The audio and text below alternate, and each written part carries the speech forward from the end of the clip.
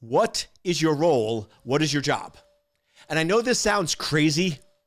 Oh, Eric, I'm a cybersecurity professional. I'm a CISO. But no, what is really your job? Because what we always joke when we talk about business is there's your job title, there is what you think you do, and it's what you really do. Welcome to Life of a CISO. I'm Dr. Eric Cole, your host, and we'll be taking you on a journey each week on what it takes to be a CISO and what are solutions that you can implement today if you are currently a Chief Information Security Officer or if you want to be one in the future. This is Life of a CISO.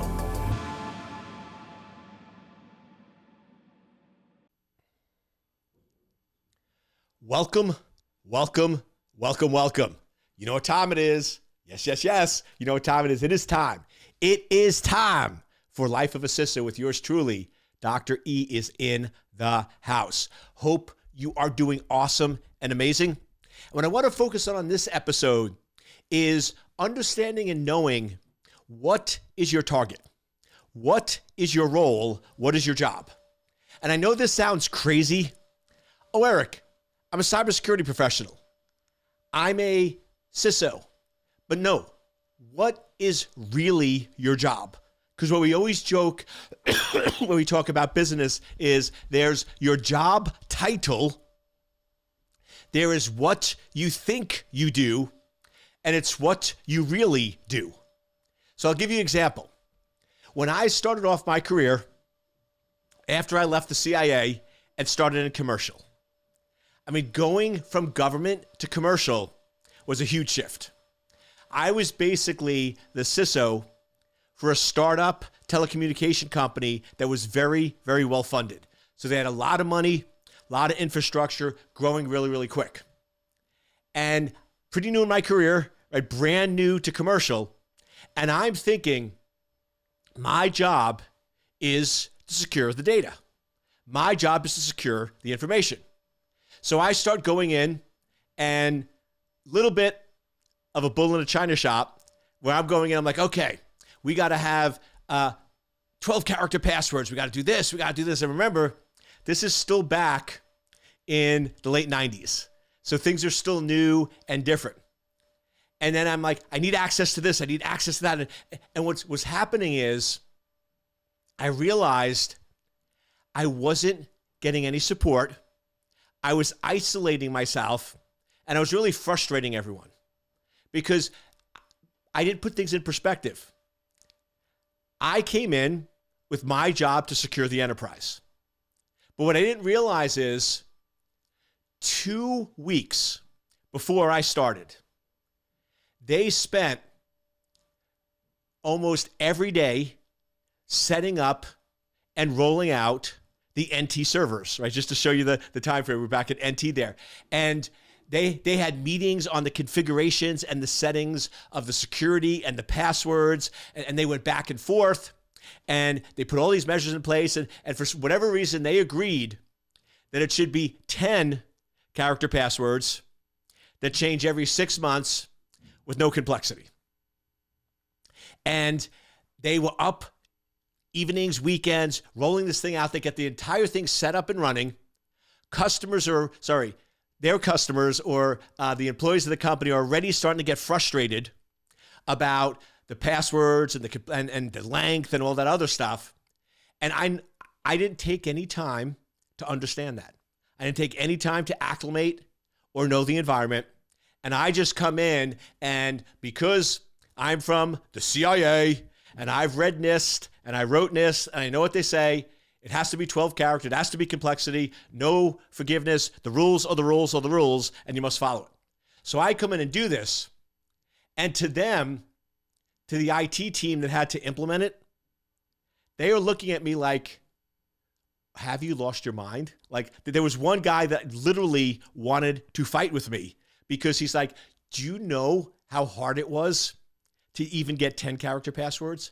Do you know how much pushback we're getting? Do you know how much time it took us?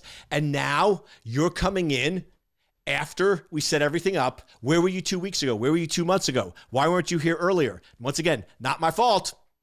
right? But my responsibility. So all these things come into play, and it ended up making a very, very rough start to the engagement because I didn't really understand my role. My role primarily was to build relationships with IT and to understand the culture and the environment and to integrate security in a seamless way into the organization. Now, if I came in with that mindset, with that understanding, I would have been very different. I would have been much more successful, much quicker, and I might have stayed at the company. And it ended up only staying there a year or two just because of all the friction and all the conflicts that I created. Now, once again, not my fault, but definitely my responsibility that I was just not aware of what was happening and what was occurring. So it's very important as a chief information security officer that you actually step back and ask yourself, what is actually your role? What is actually your job? Because the reality is making the environment secure is probably not your primary objective. It might be the outcome. It might be what's listed on your statement. But the reality is this. If you're going in and you think your number one job is to secure the enterprise, and you will do anything to secure the enterprise, you do anything to secure the data, can you sort of see how that's problematic? Right? That was my issue with my first job. I went in and I am focused. I am dedicated. I'm like that pit bull. You give me a target and I wanted to prove myself, right? Coming out of the government, in commercial, brand new to this organization, lead a security, right? Great opportunity. I'm ready to go. And to me, all I was focused on was making this organization the most secure telecommunication organization on the planet, making them so secure that they never have a breach, they never have a compromise, they never have an impact, right? And that's all I was focused on. Well, the reality is that was not aligned with the company goal, right? If you talked to the CEO at the time and you said, okay, buddy, that was actually his name, Buddy Pickle, you would go in and say, okay, are you saying the most important thing for us this year as a brand new company, the most important thing for us is to make sure we're the most secure telecommunications company? Is that what we want to be known for? He would have laughed. He would have been like, of course not. That's not even close. They want to be known for the most reliable, wireless, convenient, safe way to do telecommunications. They were revolutionizing telecommunications from wires to microwave. So that was their whole focus. But I never spent the time to really understand the corporate culture, never really understand HR, never understand what the mission and focus of the organization was, and never understand what I was stepping into. So I ended up causing a lot more issues and a lot more problems. So question, in your current role or a new role, and this is where, if you can get this mindset, this is where you ace the interview. This is where you knock it out of the park the first 90 days. This is where, if you're an existing CISO, you take a role in which you've been ineffective and you can become highly effective within 6 to 9 months just by making the shift of what should you really be focused on. What is really the role of cybersecurity? I would say in most companies, the role of cybersecurity is to be an integrator, is to be somebody who integrates security into the business, into the corporate culture to help increase and improve productivity, profits, and revenue. Once again, a different shift from most CISOs, a different mindset of how you're looking at it. But here's the reality. How you look at a problem, how you address a problem, how you show up every day is going to massively dictate and change what you work on. And this was one of the big tricks I learned in doing my coaching. As a coach, you get better and better. You learn patterns, you learn tricks. And I'll give you one of them for free. You could try it on your own. Of course, if you ever need help and you want me to sort of work with you and take you to that next level, I'd love to work with you in our group coaching or one-on-one coaching clients, sort of get you to that next level. But I'm all about telling you and giving you my secrets. And here's why. That doesn't impact my business. Because the reason why you're coming to me is not for the secret. I can give you the secret. You're coming to me because I know how to implement it and get it in your life as quick and as fast as possible. Because that's the thing. You go, and if you play any sports, and you can go in and coach somebody, and you can say, okay, the secret to winning pickleball is boom. And I actually give you my secret. I crack up because I always used to make fun of people that played pickleball. And now I actually love it. It's great exercise. I actually like one-on-one. I don't like doubles because it's actually more exercise and a lot more fun than playing with other people on the court. So I like playing singles. But here's the thing. Everyone who plays pickleball rushes to the net. I don't know who created it. I actually do know the reason. It's because pickleball was created to be played by people that are older and not as in good shape. So that's why it's half the size of a tennis court and you don't want to run as much. So the idea was that after the initial volleys, the idea is that you move up to the kitchen, right? That's the short area in front of the net. And you basically focus more on skills and volleying and quickness of arm for agility as opposed to running around. Now, if the sport was designed for older people that couldn't run and wasn't as mobile, but you wanted to stay flexible and you wanted to stay nimble and you sort of wanted to stretch a lot to keep the muscles, that makes perfect sense. You volley one or two, you slowly run up to the net, you get a little exercise, and then at the net, you're focused on moving and agility and switching hands and back and forth, so you're actually stretching as you're playing the sport. So if your goal to play pickleball is for a little exercise, a little stretching to stay healthy, then the idea of coming to the net makes a lot of sense.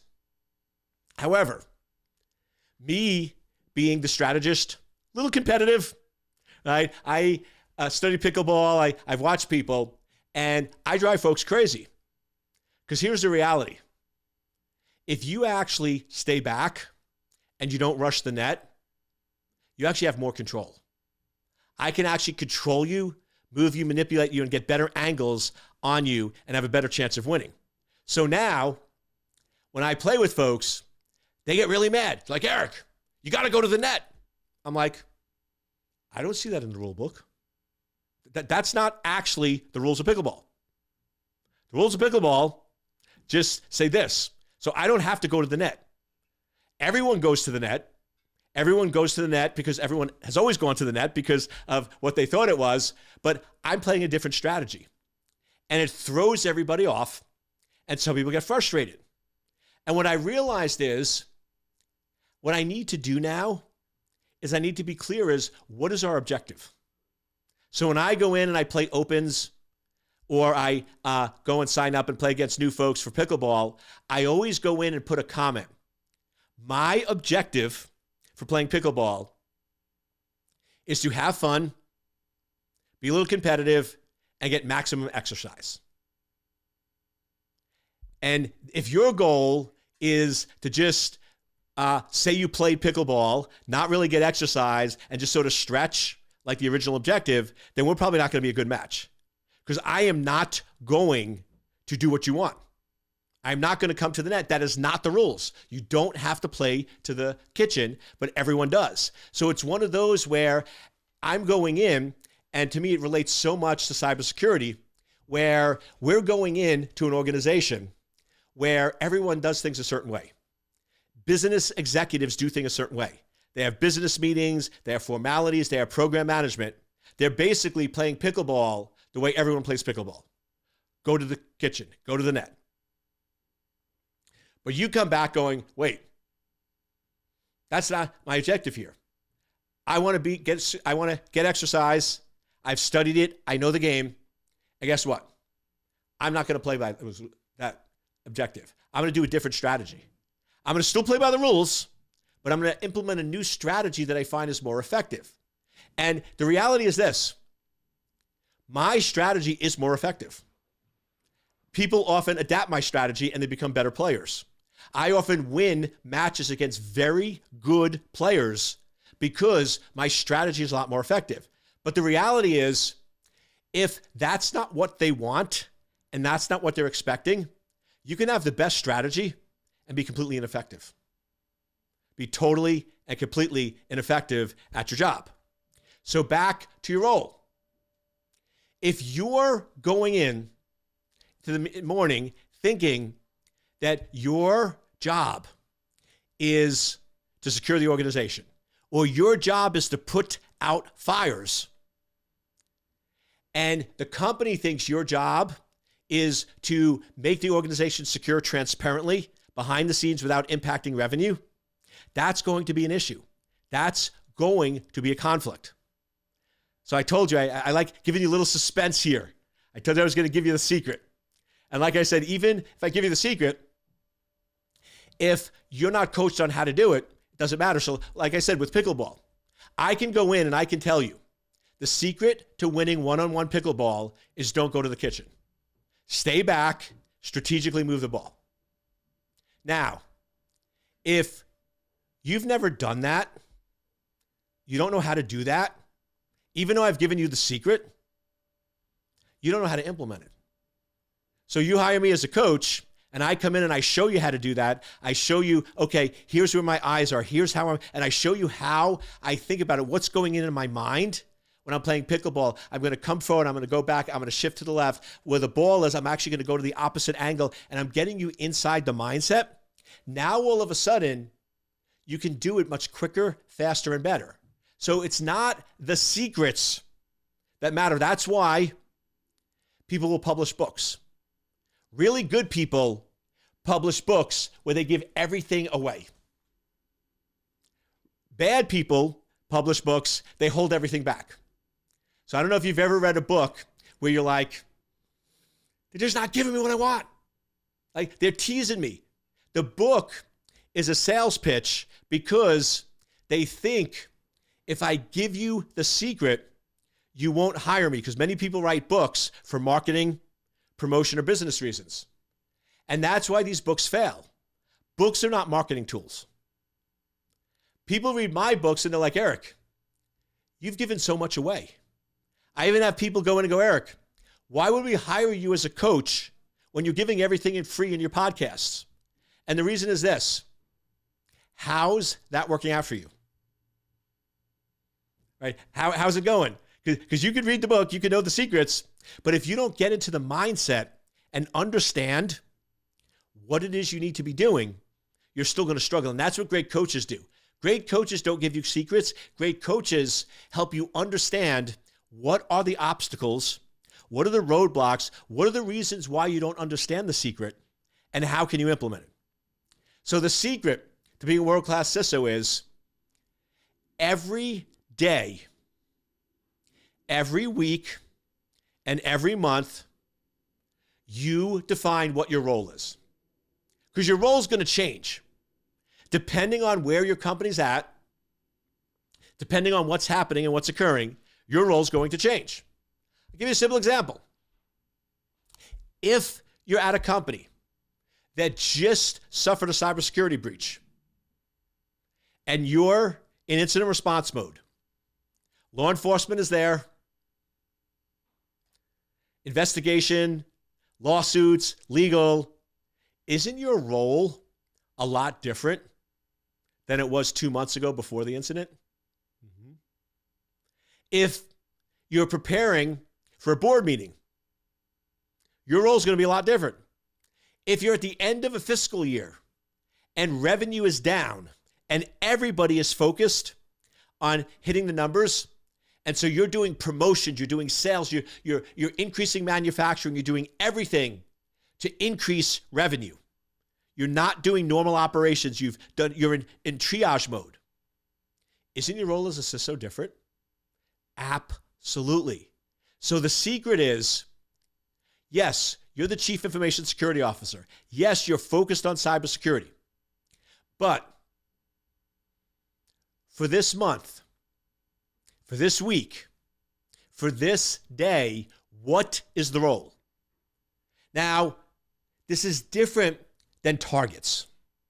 This is different than planning and outcomes and New Year's resolutions and all those other stuff. Because what we're not talking about is not what are you producing, but who do you need to be? How do you need to show up? So an example is, if today, well, let's step back. So currently in your organization, one of your biggest problems is you're not respected by the executive team. They all sit in one building. Your office is by the data center. They all meet on a regular basis. You're not included. Here's the reality, and I've covered it on other podcasts, so I won't go into it here. Chief officers stick together. Birds of a feather flock together. If your title begins with a C, chief, and ends with an O, officer, you need to be with other chief officers. So look at your desk, look at who you go to lunch with, look at who you hang out with weekends. And if they are not chief officers, there's a problem. Because guess what? CEOs sit with COOs and CFOs. CEOs hang out with other CEOs. CEOs go to lunch and have dinner with other chief officers. So if you're a chief officer and you're not acting, behaving, or showing up like a chief officer, that's a problem. And that's with most of the people I work with, because this is a cultural and an organizational thing where we just don't understand the role of a CISO and we didn't position them correctly. So in this case, your goal, if I'm working with you, your goal for the next quarter, not even month, the next quarter, is to be a chief officer. How does that shift everything? If you're now going in and every day is to be a chief officer, that's your role. It's not to be the cyber person, because guess what? You got that. Now, just to be clear here, we're not saying it's the only. We're not saying you're going to ignore everything else. I'm not saying all of a sudden you forget about security, you forget about data protection, and all you do is chief officer. No. All I'm saying is that's the main focus. You're still going to be doing security 70, 80% of your job, but now 20% of your time is chief officer. Now, when you're walking into meetings, let's say we have a meeting on a security policy. If your role is cybersecurity to make this the most secure organization on the planet, aren't you going to walk into that meeting where you're talking about security policy differently than if you were going into that meeting going, okay, I know cyber, I love cyber, I'm information security. But in this meeting, my role is to be a chief officer. My role is to build rapport with other executives and to get agreement. Aren't you going to approach that meeting a lot differently? Isn't your mindset, isn't your energy, isn't your focus, isn't the questions you ask and how you behave going to be completely and totally different? Absolutely. So now we decide for the next quarter, might be the next 6 months, but let's just start with 90 days. For the next 90 days, I am going to focus on being a chief officer. Great. Then you do your weekly planning. And you say, okay, this week, I need to focus on being more accessible. Because out of sight, out of mind. If all the other executives sit at the corporate headquarters and you're sitting at the data center 20 miles away, you're not going to be able to be a chief officer. Sending emails and text messages isn't chief officer. You need to be present. They need to see you. They need to be visible. So you might say this week or this month, my outcome, the way I'm going to show up, my role is to be visible. Is to be visible and to be present. So great. So then when you plan out your week, you say, okay, I'm going to try to sit at corporate headquarters for 2 hours a day. 2 hours. Maybe it's from 8 to 10. Maybe it's 3 to 5. But for 2 hours, I'm going to be present. I'm going to be at corporate headquarters. Great. So now, when you are going to sleep at night and you wake up in the morning, you're now thinking, okay, today my role is I need to be present for 2 hours. That's my main objective today. Yes, I'm still going to do cyber, right? I know what to do there, but my main objective is I need to make sure that I am at corporate headquarters sitting in one of those conference rooms that are available and just present. But once again, notice how the role is something you can achieve and reasonable. I'm not going in and going, okay, my role today is to be invited to every meeting. That's not realistic. That's where we push it too far. That's where we let targets that are unrealistic get in the way of our roles. But our role is really how are we showing up? How are we being present? So now, if you wake up in the morning and you're like, okay, my role today is to be present with the other chief officers. Now, watch what happens. When you're getting ready, you're in a different mindset. You're thinking differently. You're actually acting differently. You're probably going to dress differently. Because if you're going at the data center, you might throw on a t-shirt and jeans. But if you're going to be at corporate for 2 hours, just being present, you're probably going to put on a button down and maybe put on shoes instead of sneakers. So you start seeing how everything shifts. Now, if you're wearing a button down, a nice starched shirt, jeans, and shoes, and you look in the mirror, don't you feel different and think different than if you're in a t-shirt and jeans and sneakers? And once again, this is psychology coming in, but here's the trick. To be a world-class CISO, it's not just about being technical. It's about understanding all aspects of the game, psychological, mental, and physical. So the idea is, what is your role? So what I want you to do this week, this month, is just start thinking about, how do I need to show up differently in my job? What is really my role? Is my role to be a communicator? Is my role to be a leader?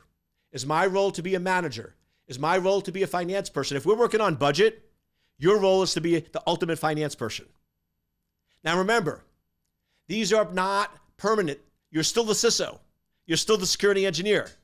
But when you start thinking at a daily, weekly, and monthly basis on what is really my job? What is really my role? How do I really need to show up?